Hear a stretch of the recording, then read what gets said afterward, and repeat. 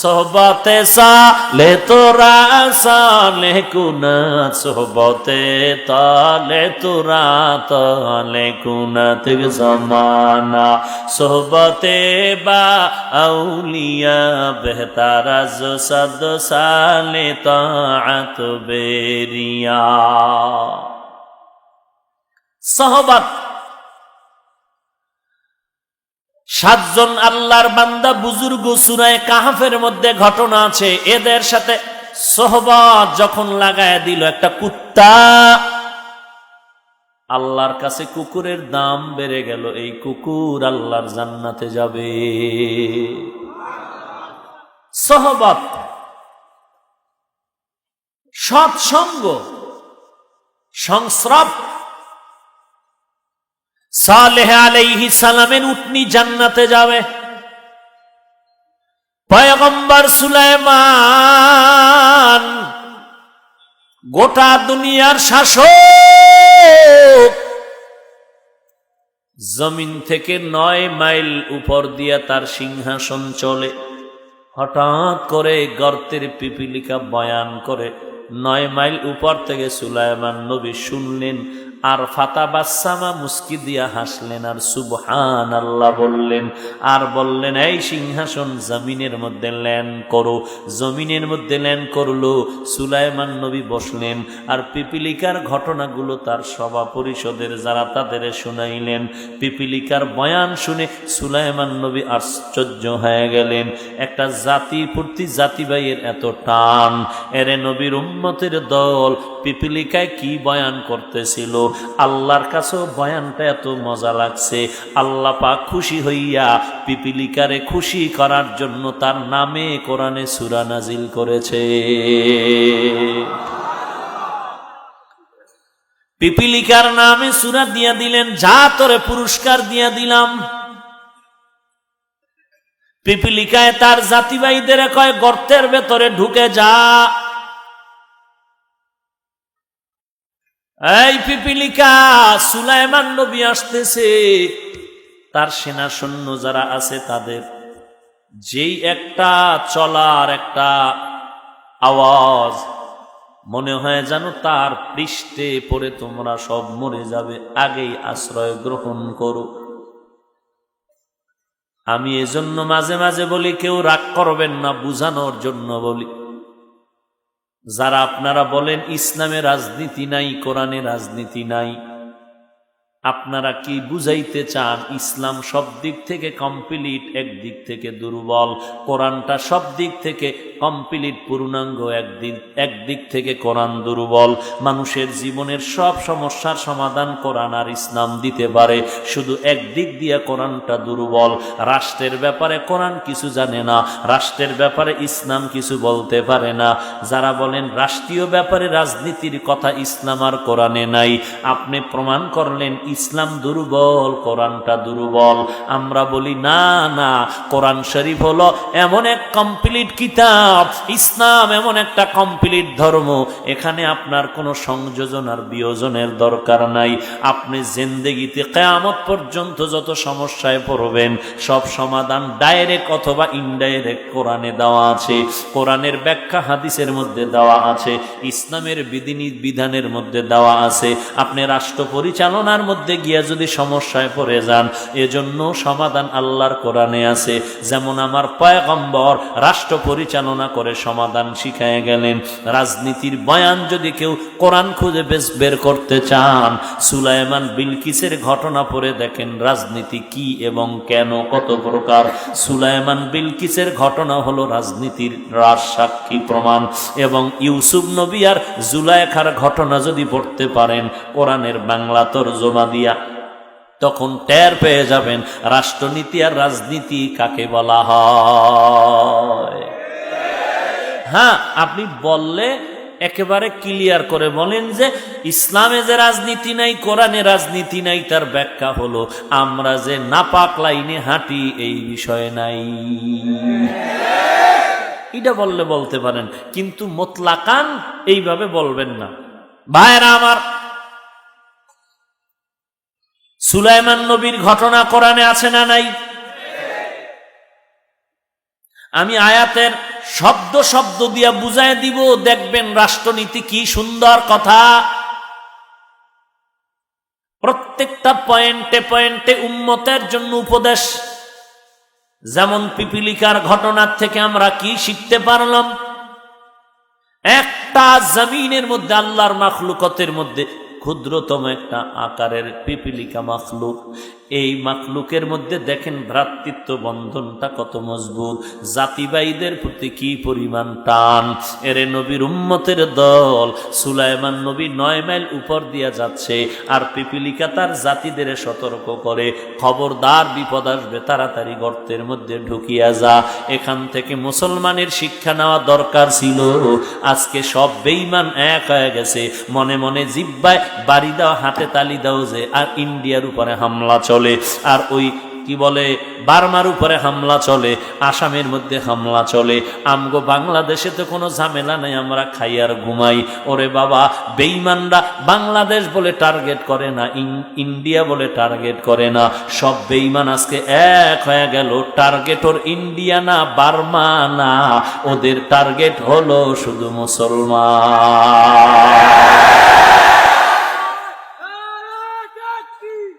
ভাইরা আমার, এদের টার্গেট মুসলমান। ভালো করে বুঝো, তোমার চিন্তা করা দরকার ছিল আমি অমুক পীরের মুরিদ। এই কথা বললে তো বেঈমান আমারে ছাড় দিবে না। বেঈমানের কিন্তু একটা টার্গেট, তুই বেঈমান নাকি মুসলমান, ইহুদি না মুসলমান, খ্রিস্টান না মুসলমান, হিন্দু না মুসলমান। প্রশ্ন কিন্তু একটাই, মুসলমান।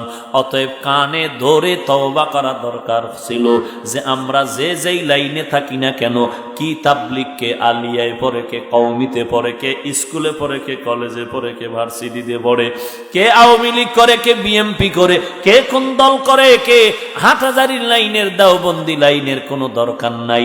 রাত শেষে যখন বালিশে মাথা লাগাইয়া ঘুমাই, তখন হিসাব আমাদের সবার একটাই, আমরা এক আল্লাহর গোলাম, আখিরি নবীর উম্মত, আমরা সবাই মুসলমান।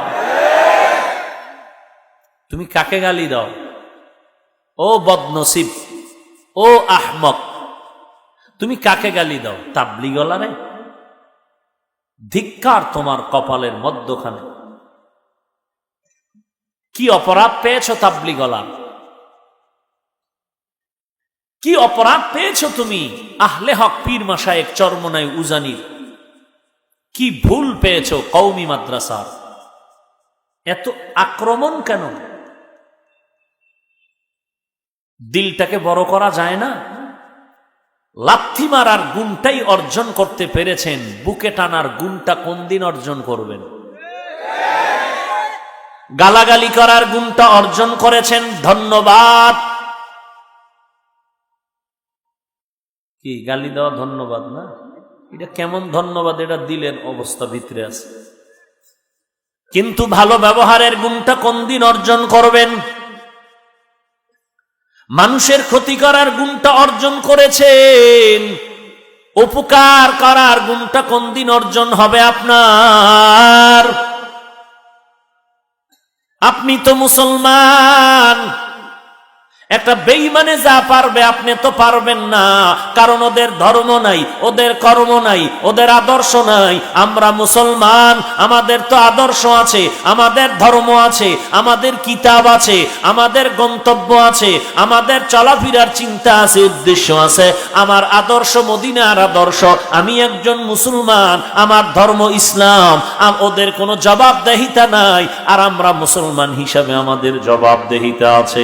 দুনিয়ার আদালতেও জবাবদেহিতা আছে, আল্লাহর আদালতেও জবাবদেহিতা আছে। এরে ভাই, তুমি লাগাম ছাড়া চলতে পারবা না। জবান দিয়া কথা বললে ব্রেক রেখে কথা বলতে হবে। এরে নবীর উম্মতের দল, আমার মায়ার নবীর প্রিয় সাহাবী হযরতে ওমরের মুখের মধ্যে একটা পাথরের কঙ্কর রাখতেন, কথা অনর্থক যেন বের হয়ে না যায়। প্রয়োজনে পাথর বের করে কথা বলেন, আবার ভেতরে রাখেন, আবার বের করে কথা বলেন, কারণ একটা অনর্থক কথার জন্য আল্লাহর দরবারে দাঁড়ায়া হিসাব দিতে হবে। আর আমরা এত কথা কই যে ঘুমের ভিতরেও ঠোঁট চলতেছে, নামাজের ভিতরেও কথা। এত পরিমাণ কথা, শুধু বাজে কথা, কোনো কাজের কথা নাই। এরে আল্লাহর গোলাম, পয়গম্বরের আদর্শ যখন অন্তরে আসবে, তখন ওমরের মতো ব্যক্তিটাকেও দুর্বল করে দেয়। কেমন ওমর? মায়ার নবী বলেন, আল্লাহ যদি আমার পরে আবার নতুন কাউকে নবী বানাইতেন, আমার পরে নবী হইতো আমার সাহাবী হযরতে ওমর। সেই ওমর নবীর আদর্শের কেমন পাগল। দুনিয়ার কোন রাজকীয় রাষ্ট্রীয় দাওয়াতে চলে গেলেন, মেহমান হলেন, সাহাবায়ে কেরাম খানায় বসলেন, দস্তারখানে খানায় বসলেন, খানা পড়ে যায়, উঠাইয়া খায়। কানে কানে একজনে কয়, এটা তো সমাজের অভদ্রতা। সাহাবী ডাক দিয়া কয়, সাবধান সাবধান,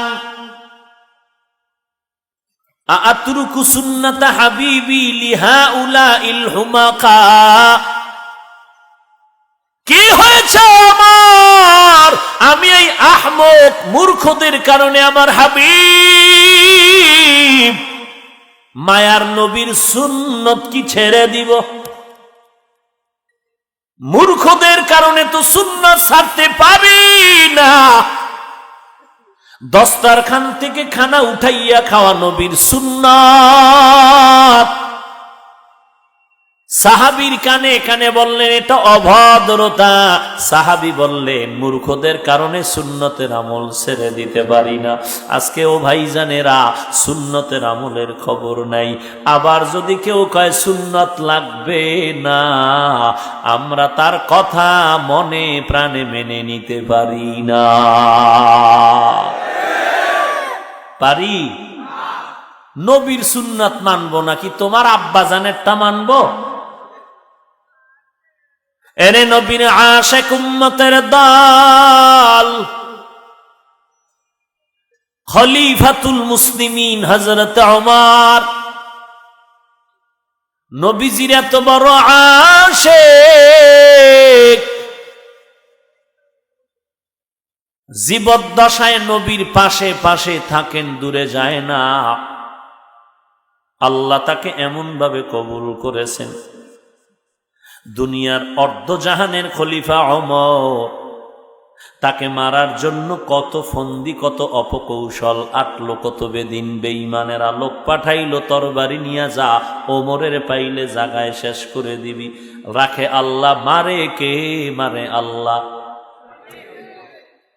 হেফাজতের মালিক কে? চক্রান্ত চলবে।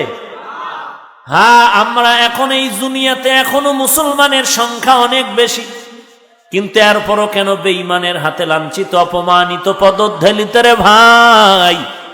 এর একমাত্র কারণ আমরা নিজেদের ঈমান আকীদার বেলায় দুর্বল হয়ে গেছি, আমল নাই।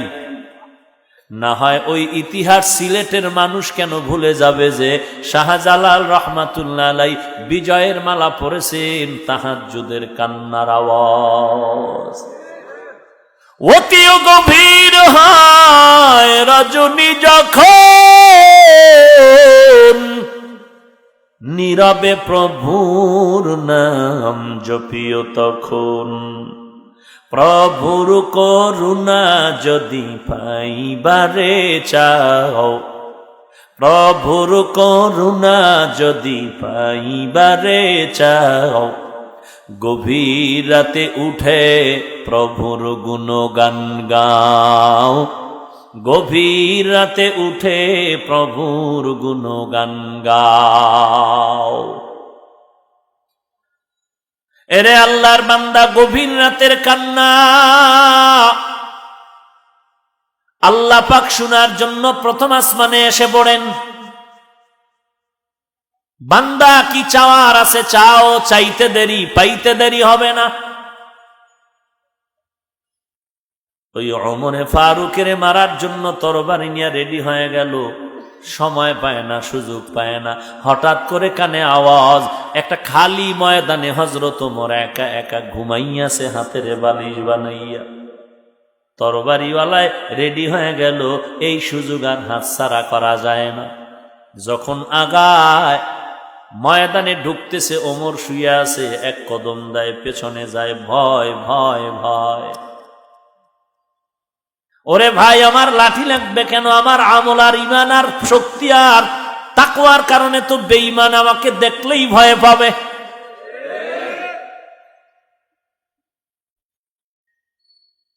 কিন্তু আমি বেঈমানের দেখলে ভয় পাই।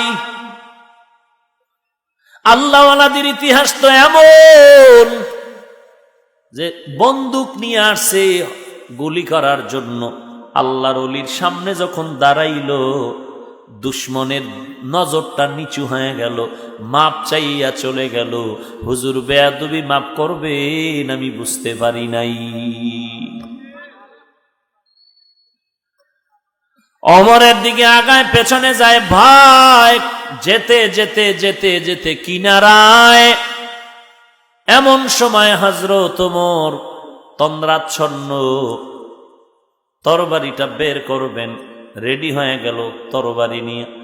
আল্লাহর কুদরত, লোকটা একেবারে কিনারায় গিয়া দেখে ওমর একা ঘুমায় না, জঙ্গলের একটা বাঘ ওমরের পাহারা দিতেছে।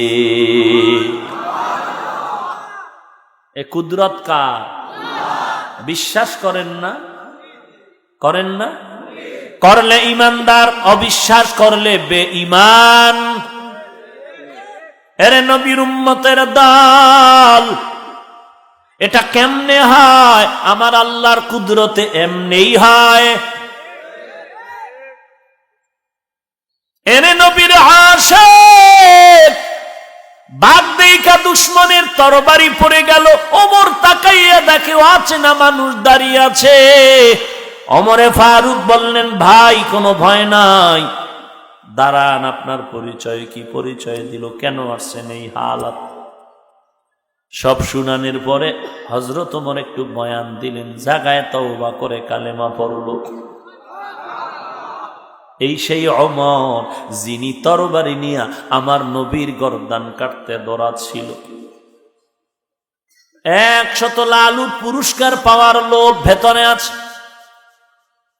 হেদায়াতের মালিক মান ইয়াহদিল্লাহু ফাহুয়াল মুহতাদ ওয়া মান ইউদ্লিল ফালান তাজিদা লাহু ওয়ালিয়্যাম মুরশিদা। আল্লাহ যারে হেদায়াত দিবেন পেয়ে যাবে, যার কপাল খারাপ হেদায়াত তো পাবেই না। হেদায়াত পাওয়ার কোনো মুরব্বিও তালাশ করে মুর্শিদও পাবে না রে বাবা। ওমর তরবারি নিয়ে দৌড়ায় আখিরি নবীর গর্দান কাটার জন্য। আর আপনার আমার মায়ার নবী মক্কায় বইয়া দোয়া করে, ও দয়ার মালিক, তুমি আমার ওমরের ইসলামের খাদেম বানায়া দাও। ওমর দৌড়ায় তরবারি নিয়ে নবীর জবাই করবেন, আর আমার নবী চোখের পানি ছেড়ে দোয়া করেন, আল্লাহ ওমরের ইসলামের খাদেম বানায়া দাও। এটাই তো আল্লাহওয়ালার নিয়ম। ওয়াজ মাহফিল হবে না, বাধার উপরে বাধা দিল। মাদ্রাসা হবে না, বাধা দিল। আল্লাহর বান্দা যারা হক্কানিয়ারা জবাব না দিয়া ভোর রাত্রে নামাজে দাঁড়ায় কান্না শুরু করলে, ও আল্লাহ, দিনের মাদ্রাসা করতে চাই, ব্যক্তি কোনো স্বার্থ নাই, তুমি কবুল করে নাও। যারা বিরোধিতা করলো তুমি তাদের হেদায়াত দাও। 2 বছর পর দেখা গেল ওই বান্দা যে মাহফিলে বাধা দিল আইসা কয়, হুজুর বেয়াদবি মাফ করবেন, মাদ্রাসা করবেন, জাগা দিব আমি, মাহফিল করবেন 2 দিন, সব খরচ বহন করব আমি। হয় না এরকম? কত হাজার। এরে ভাই, এজন্যই বুঝাইলাম, গালি দেওয়ার গুণটা শিখলেন, ভালো ব্যবহারের গুণটা কোন দিন আপনার অর্জন হবে? আপনার আব্বা আম্মা কি ভালো ব্যবহার আপনাকে শিখান না? খালি গালি দিতেছেন, তো ভালো ব্যবহার কি জানেন না? আপনার আব্বা আম্মা ভালো ব্যবহার শিখায় নাই? তাবলিগের খালি দোষই দেখেন, গুণ খুঁজে পান না? যে এত বেনামাজি নামাজি হইল, এত সুদখোর সুদ ছাড়লো, এত ঘুষখোর ঘুষ ছাড়লো, এত জাহান্নামী বান্দা জান্নাতের পথে আসলো, এই গুণগুলো চোখে ধরা পড়ে না? পড়বে কি করে? অন্তর নাপাক, চোখে কালা কালো আয়না লাগাইয়া চশমা দিয়া কন কি ব্যাপার, কি ব্যাপার? বলে কিয়ামত। বলে কেন? কয় বাতি কেন কালো? বাতি কালো না চোখে গজব? এরে ভাই, তাবলিগ খারাপ না, চরমনাই খারাপ না, কওমি মাদ্রাসা খারাপ না রে বাবা। যারা বলো খারাপ, মূলত বিষয় হলো তোমার অন্তরটা পুরাটাই খারাপ। দেখছেন নি, যে টুপি মাথায় দেয় না এর নিয়ে কোনো চিন্তা নাই, যে দিছে একটা নিয়ে খিলে খিলি, এই তুই কালোটা দিলি না কেন, সবুজটা দিলি না কেন, কল্লি দিলি কেন, পাঁচ কল্লি কেন, লাম্বা কেন? যারা পরেই না এগো নিয়ে চিন্তা নাই। এ যদি আমি রসুলের বড় আশেক, আমি বলবো তুমি বড় ধোঁকাবাজ। একজনে নামাজ পড়েই না, তারে নিয়ে কোনো চিন্তা নাই। যে নামাজ মোটামুটি পড়ে এরে নিয়ে পেরেশান। এই মিয়া, হাত তুমি নাবিতে বাঁধো কেন? মাথার উপরে উঠো। আমি নাচতে বলো কেন? জোরে বলে ইমামের কেরাত নষ্ট করে দাও। এমন জোরে আওয়াজ দিবা ঘরের বাচ্চা যেন ভয় পায়। যে নামাজ পড়ে না এরে নিয়ে কোনো চিন্তাই নাই। অথচ তাবলিগওয়ালারা, আল্লাহওয়ালারা এ সমস্ত মানুষের পেছনে মেহনত করে করে কত সুন্দর পিঠে হাত বুলায় বলে চলেন ভাই যান নামাজে চলেন। কয় আসতেছি, জরুরত আছে। আবার চলে গেল। আবার কয়েকদিন পর গিয়া কয় ভাইজান চলেন নামাজ পড়তে চলেন। এমন সুন্দর ব্যবহার দেয়। এইভাবে একদিন, 2 দিন, 3 দিন পরে কয় হুজুর আসতেছি আসতেছি। একদিন কয় ভাই কত আর আমারে ঘুরাইবে, আমার মনটা চায় আপনি একটু মসজিদে আইসা সেজদা পড়েন। যখন আইসাই গেল রে বান্দা, তখন বান্দা আল্লাহর কাছে কান্দা করে, ও মালিক, আমার দায়িত্ব ছিল তোমার কদম পর্যন্ত পৌঁছাইয়া দেওয়া। আমি পায়ে ধইরা ধইরা মসজিদে ঢুকাইছি, তুমি আর হেদায়াত না দিয়া ফিরাইয়া দিও না। হে জীবনে না করিলাম বান্দেগি, এ জীবনে না করিলাম বান্দেগি, গুনাহ করে কাটাইলাম জিন্দেগি, গুনাহ করে কাটাইলাম জিন্দেগি। তওবা করে আবার তওবা ভাঙ্গিলাম,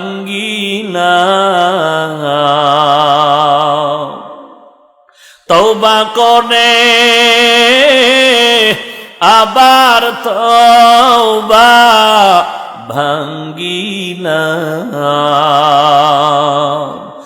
অবশেষে খাতবা করিলাম, অবশেষে খাটি তওবা করিলাম। এরে আল্লাহর বান্দারা, আপনারা যদি আল্লাহ মাফ করেন, সবাই যদি জাহান্নামে যান, আমার কোনো আফসোস নাই, কিছুই নেই। আপনার কবরে আপনি যাবেন, আমার কবরে আমি যাব। আপনারা যদি সবাই জান্নাতে যান, আলহামদুলিল্লাহ, আমার কোনো আলাদা কোনো লাভ নেই। এরপরও কেন আল্লাহওয়ালারা পায়ে হাত রেখে বারবার দাওয়াত দেয় বুঝায়?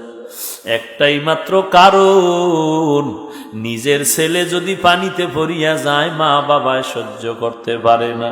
যার মধ্যে উম্মতের মায়া আছে, দিলে দরদ আছে, ওই বান্দা চায় একটা উম্মত যেন জাহান্নামে না যায়। এরে আমার কলিজার টুকরা যুবক ভাই, আয়নার সামনে একটু দাঁড়াইয়া দেখো তোমার এই সুন্দর চেহারাটা কে বানাইলেন? তুমি কি চাও আমার আল্লাহর বানানো এমন সুন্দর চেহারাটা তোমার জাহান্নামের আগুনে জ্বলবে? যদি বাবা না চাও, আর দাড়ি কামাইও না, নামাজ বাদ দিয়া নবীরে কাদাইও না রে বাবা। আমার নবী কিন্তু এখনো উম্মতের জন্য পেরেশান। এরে নবীর আশিক উম্মতের দল, মায়ার নবী দোয়া করে আল্লাহ উমরের কবুল করে নাও। রাস্তার মাঝে যাইয়া ওমর দাঁড়ায় গেল। একজনে কয় ওমর মেজাজ গরম করে কই যাও? বলে মুহাম্মদের গর্দান আনতে যাই। কয় দাঁড়া, মুহাম্মদ তোর কোন রক্তের আত্মীয় নাকি? বলে না। তো শোন, তোর রক্তের আপন বোন মুহাম্মদের হাতে কালেমা পড়ে মুসলমান হয়েছে। কাটা গায়ে লবণের ছিটা লাগছে, ওমরের মাথা গরম হয়ে গেছে। মুহাম্মদের চিন্তা পরে আগে আমার বোনের সাইজ করা দরকার। তরবারিটা নিয়া এইবার বোনের বাড়ি দৌড়াচ্ছে ওমর। আমার নবী ঘুমায় না, আমার নবী আল্লাহর কাছে দোয়া করে, আল্লাহ আমার ওমরের তুমি ইসলামের জন্য কবুল করে নাও। আল্লাহ কয়, আমি আল্লাহ যদি কবুল করি সম্ভব, আমি আল্লাহ যদি না চাই তাহলে সম্ভব হবে না। কারণ আপনি 13টা বছর আবু জাহাল রে কম বয়ান করেন নাই, কালেমা পড়ে না। আর আমি আল্লাহ চাইছি ওমর কালেমার খাদেম হবে, সাথে সাথে কবুল হয়ে গেল। ওমর বোনের বাড়ি রওনা হয়ে গেল।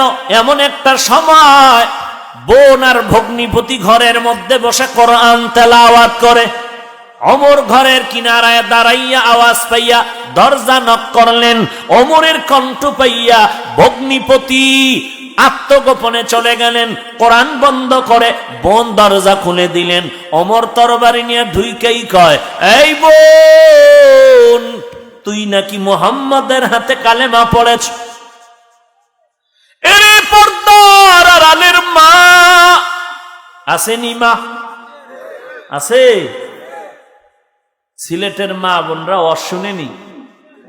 হ্যাঁ, আল্লাহ কবুল করে। বরং আপনাদের থেকে বেশি ওয়াজ আম্মা জানদের শোনানো দরকার।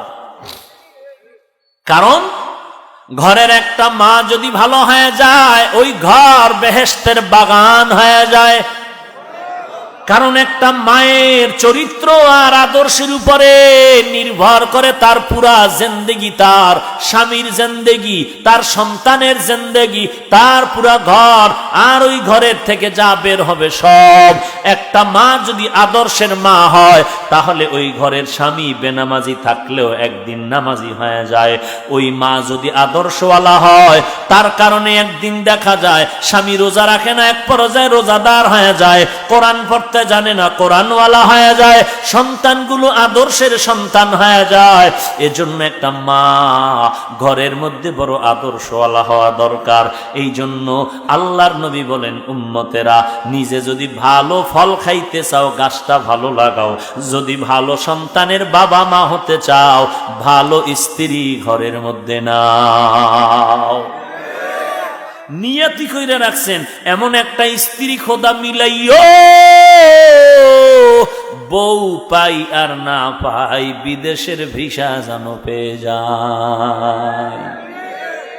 আসেনি এই গজব? এই সিলেটও আছে। হায় হায় হায়। বাথরুমে গিয়া 250 গ্রাম পায়খানা খাইও, তাতে এই পরিমাণ গুনাহ হইব নাই। স্ত্রীর নাম ধরে শ্বশুর শাশুড়ির কলিজায় লাথি মেরে যে পচা পায়খানা যৌতুকের নামে খাও, তুমি পুরুষ নামের কলঙ্ক, তুমি পুরুষ নামের ইতর, তুমি স্বামী নামের অযোগ্য, তুমি ডাকাত, তুমি চোর, তুমি জালেম। তোমার এই হাতের কবজা দুইটা কেটে ফেলানো দরকার, কারণ তুমি কাপুরুষ। আর কি লজ্জা দিমু বলো? আল্লাহ সবাইকে হেদায়েত দান করুন। এটা পুরুষ হবি, বাহাদুরের মতো চলবি, বুক ফুলাইয়া চলবি, হাতের কবজা টাইট করে চলবি, আর বলবি বউয়ের ঘর থেকে কেন আমার দুই হাতের কবজায় কামাই হবে, শ্বশুরের গোষ্ঠী খাবি, আমি তোদের থেকে 1 টাকাও খাবো না। রক্ত টেস্ট করো, তোমার রক্ত দুর্বল হয়ে গেছে। কেন দুর্বল হয়েছে? যেই পরিমাণ বিড়ি টানো, গাঞ্জা খাও, ইয়াবা খাও, এর কত শক্তি থাকবে? আর বাপের পকেটের টাকা চুরি করো। কি আল্লাহ আপনি সবাইকে হেদায়াত দান করেন। আহা, এরে পর্দার আড়ালের মা, 1 মিনিট কান লাগাইয়া শুনেন। ওমরের সামনে, তরবারির সামনে ওই ওমরের বোনের কি আওয়াজ! বোন ডাক দিয়া কয়, রে ভাই, আলহামদুলিল্লাহ, আমি মুহাম্মদের হাতে কালেমা পড়ে মুসলমান হয়েছি, আল্লাহ পাকের শুকর। ওমর মেজাজ গরম করে বলে, বোন দেরি করিস না, মুহাম্মদের কালেমাটা ফিরাইয়া দাও। ওমরের বোন ডাক দিয়া কয়, ভাই, আমি মারাত্মক রোগী, এমার্জেন্সি ঔষধ সেবন করেছি, ভেতরে গিয়া গলিয়া গেছে, শিরা উপশিরায় মিশে গেছে, ট্যাবলেট চাইলে যেমন দেওয়া যায় না। আমি ছিলাম জাহান্নামের আসামি, কালেমার ঔষধ আমি সেবন করে রন্ধ্রে রন্ধ্রে আমার মিশে আছে। এখন পারলে হাতটা কেটে নাও, পাও কেটে নাও, গর্দান কেটে নাও, কালেমা ফেরত দেওয়া যাবে না। মুসলমান তো এমনই হবে, ঈমানের মোহাব্বত দিয়ে বলবে, গর্দান কাটতে পারো, গর্দান দিতে পারি, জীবনটাও দিতে পারি, মুসলমান কালেমা ফেরত দিতে পারি না।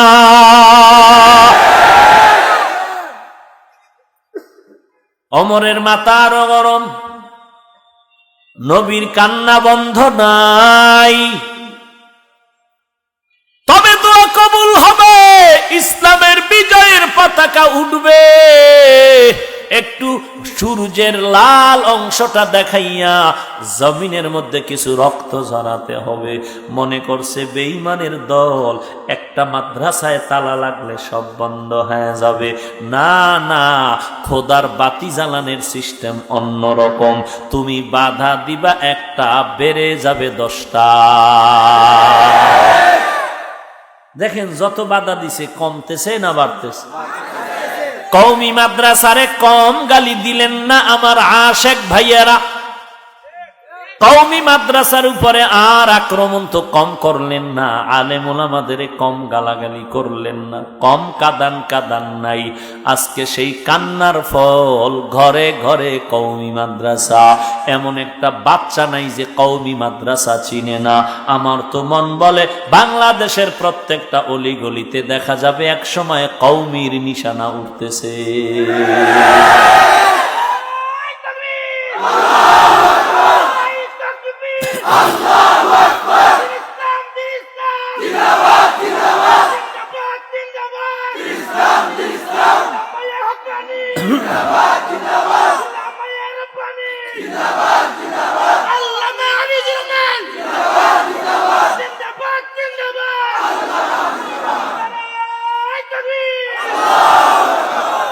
ভাইরা আমার, আমরা কওমি মাদ্রাসায় পড়ে কি আলিয়ার বিরুদ্ধে বলেছি? স্কুল কলেজের বিরুদ্ধে বলেছি? বরং আমি আমার কথা বলি, এই কলেজের ভাই, কেউ যদি তোমার জন্য দোয়া না করে, হয়তোবা করে আলহামদুলিল্লাহ, তবে আমারটা আমি বলি, আমি দিল খুইলা দোয়া করি। স্কুলে পড়ো, কলেজে পড়ো, ভার্সিটিতে পড়ো, আমি বুকটা চিরিয়া দেখাইতে পারবো না কি পরিমাণ ভালোবাসা দিয়ে তোমার জন্য দোয়া করি। মুসলমান, তুমি স্কুল কলেজে পড়ে একদিন ডাক্তার হইবা, আলহামদুলিল্লাহ। আমার মুসলমান ভাই ইঞ্জিনিয়ার হবে, আলহামদুলিল্লাহ। আমার মুসলমান ভাই প্রফেসর হবে, আলহামদুলিল্লাহ। তুমি প্রফেসর হইয়া, ডাক্তার হইয়া মুসলমানের সঙ্গে তুমি বড়াই করবা, বেঈমানের মোকাবেলায় দাঁড়ায় যাবা। বেঈমানেরা যখন বলবে মুসলমানের কোনো ঔষধ দেওয়া হবে না, বয়কট করে দিলাম, আমার কলিজার টুকরা মুসলমান ডাক্তার দাঁড়ায় বলবে, এই বেঈমানের দল, তোদের ঔষধ লাগবে না, আমাদের মুসলমানের জন্য আমরা মুসলমান ডাক্তারেরাই যথেষ্ট। এই সুনামটা চাওনি যুবক? চাইলে কোনো দলাদলি করা যাবে না, অমুক দল তমুক দল না, তোমাকে চলতে হবে পানির মতো, সবার মাঝখান দিয়ে আগায়া যেতে হবে। টার্গেট পূরণ না হওয়া পর্যন্ত, ডাক্তারের চেয়ারে না বসা পর্যন্ত পক্ষ বিপক্ষ নেওয়া যাবে না। নিলেই একদল করবে দোয়া আর একদল করবে বরদোয়া, কিন্তু হবে না। তোমার সবার দোয়া লাগবে, দোয়া নিয়ে তুমি টার্গেট পূরণ করতে হবে। ওরে ভাই, তুমি যদি পক্ষ বিপক্ষ নাও, একদল পক্ষ নিছো, এদের যদি দোয়া, এদের দোয়া পাবা, কিন্তু লোকটা যদি সুদ খায় তার দোয়া কবুল হবে না। আর বিপক্ষে যদি কারো চলে যাও, ওই বিপক্ষের লোকটা যদি তাহাজ্জুদওয়ালা হয়, আমলওয়ালা হয়, পাগড়িওয়ালা হয়, দাড়িওয়ালা হয়, ও তাহাজ্জুদে যদি তোমার কথায় কষ্ট পাইয়া চোখের পানি ছেড়ে দেয়, তুই একা ধ্বংস হবা না, তোমার সাথে যারা জড়িত সবাই ধ্বংস হয়ে যাবে। অতএব আমি চাই না, আমি চাই না, আমি চাই না, আমি কলিজা দিয়া চাই আমার প্রত্যেকটা যুবক ভাইজান এমন আদর্শের উপরে চলবে। তাবলিগ বুঝি না, আলিয়া বুঝি না, স্কুল বুঝি না, কলেজ বুঝি না, আওয়ামী লীগ বুঝি না, বিএমপি বুঝি না, চরমনাই বুঝি না, দেওবন্দি বুঝি না, যে দেখবে সবাই যেন দোয়া করে আর বলে ছেলেটা ভদ্র নম্র, নামাজের কাতারেও যেন মুসল্লিরা দেইখা দোয়া করে, সব জায়গায় দেইখা যেন দোয়া করে। আমি চাই প্রত্যেকটা যুবকের যেন সবাই কোলেটা নিয়ে দোয়া করে। তুমি দিলটাকে বড় বানাইয়া চলবা, নবীর লাইনে যারা থাকবে তাদের মোহাব্বত করবা এক নজরে, কাউকে কম বেশি করা যাবে না। তুমি যার পেছনে পড়িয়া দৌড়াইতেছো, ওই লোকটা কিন্তু তোমাকে ব্যবহার করে স্বার্থ উদ্ধার করতেছে, আর কিছুই না রে বাবা। স্বার্থে যেদিন আঘাত লাগবে, 3 দিন মোবাইল বন্ধ, মোবাইল আর খুলবে না।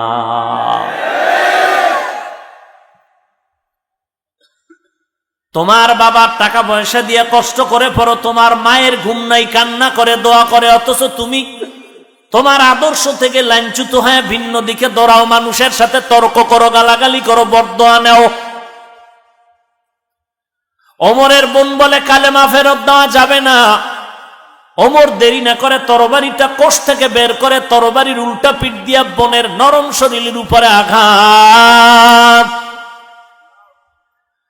বোনের শরীর থেকে রক্ত প্রবাহিত হচ্ছে, মাটির মধ্যে গড়াগড়ি খায় আর কান্না করে আর বলে, ভাই তুমি জানো আমার মা নাই, আমার বাবা নাই, আজ যদি আমার মা বাবায় থাকতেন একটা ফুলের টোকাও আমার শরীরে লাগতে দিতেন না রে ভাই।